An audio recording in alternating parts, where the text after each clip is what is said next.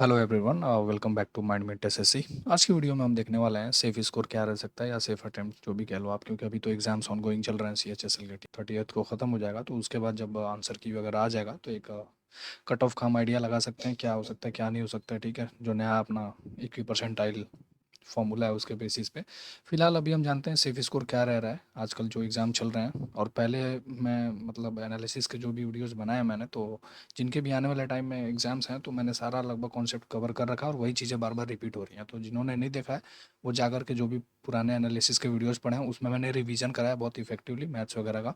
तो आप जाकर के वो वीडियो देख सकते हैं, काफ़ी इफेक्टिवली आपका रिवीजन हो जाएगा बहुत कम टाइम में। ठीक है, और चैनल पे पहली बार जुड़ रहे हैं तो चैनल को सब्सक्राइब कर लें।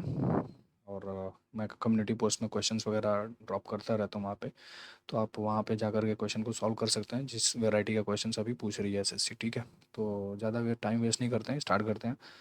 देखो, पहले तो हमें देखना होगा कि पहले क्या ट्रेंड रहा है। ठीक है, तो लास्ट ईयर की बात करें तो सीएचएसएल का ये 2024 का जो प्री हुआ था उसका कट ऑफ का ये लिस्ट है। जनरल का क्या था 157, ईडब्ल्यूएस 150, एसटी का क्या था 129 और एससी का 139।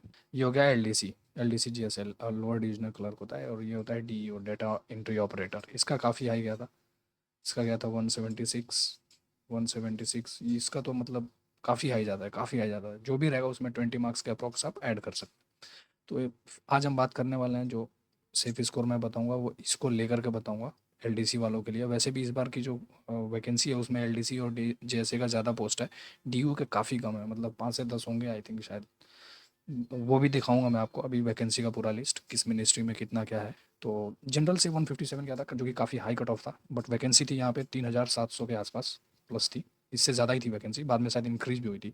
और बच्चे लिए गए थे 39,000, 39,000 प्लस, 39,000 के आसपास बच्चे लिए गए थे। मतलब आप देखो मोटा मोटी तो लगभग ये इंक्रीज भी हुई थी, तो 10 टाइम्स लिया गया था यहाँ पे। ठीक है, मान के चलते हैं 10 टाइम्स।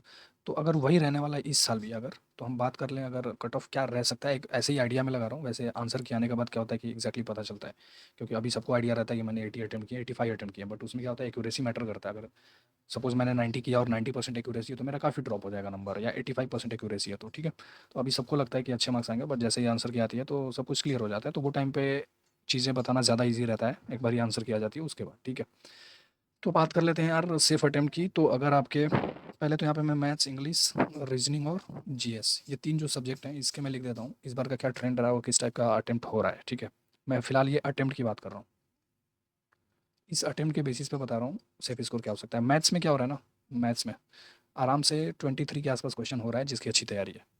ठीक है, 23 के आसपास। इंग्लिश इंग्लिश की बात करें तो इसको भी अगर मैं 22 ले लेता हूँ, रीजनिंग 24 और जीएस 15।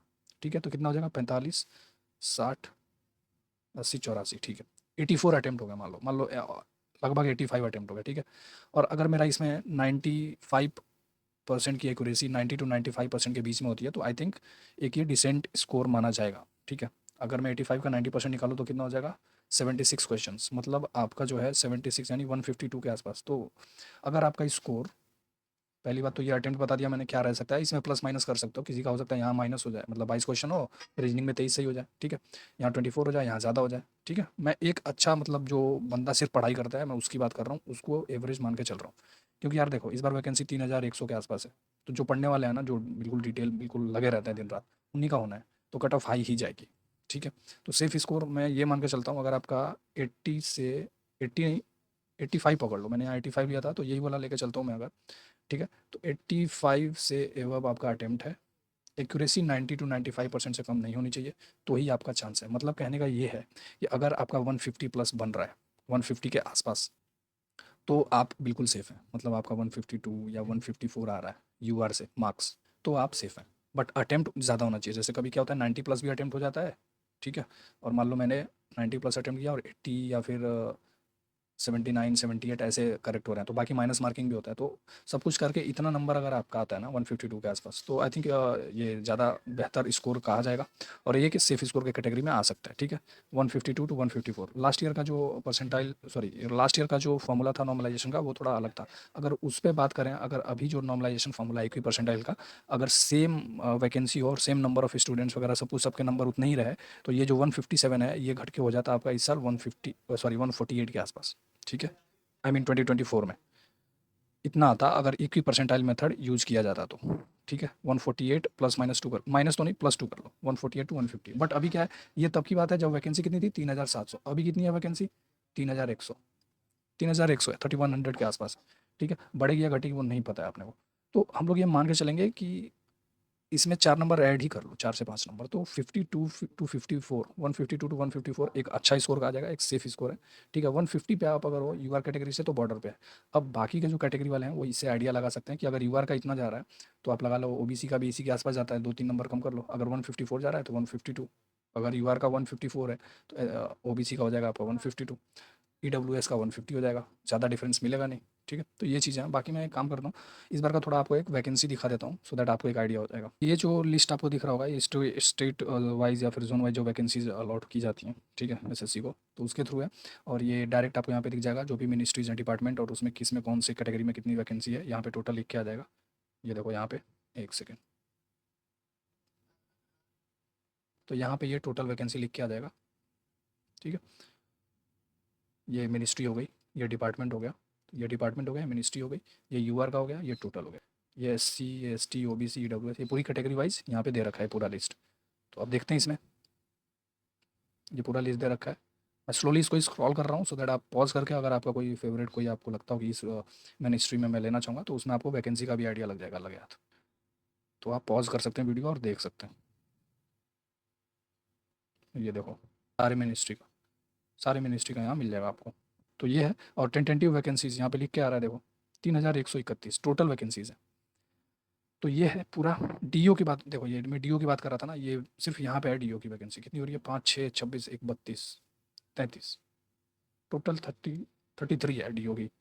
आई थिंक ऊपर नहीं था शायद, हाँ इतना ही है। तो यही था मेरा ये वीडियो बनाने का मेन मकसद, यही था कि आपको एक सेफ अटेम्प्ट का आइडिया लग जाए। अगर आपने 80 प्लस ही जाना है, मैंने बता दिया है, 85 मतलब जितना ज़्यादा स्कोर होगा उतना ज़्यादा बेटर है, बट एक्यूरेसी मैटर करता है। अगर 80 पे आपका 90% आ रहा है तो चांस नहीं है, पक्का चांस नहीं है, चाहे यूआर बोर्ड से, सॉरी यूआर कैटेगरी से ही क्यों ना हो।